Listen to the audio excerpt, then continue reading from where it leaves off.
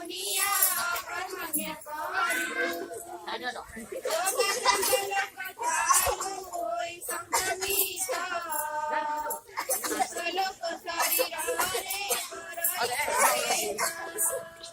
स्वर प्रसन्न कर पाणी ए रोग लक्षण आखिलाल पड़ी थाए रोग पूर्ण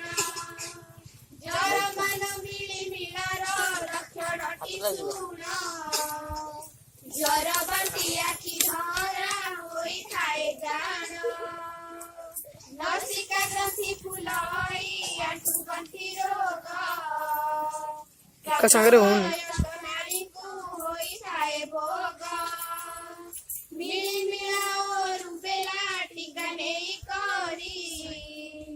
समूले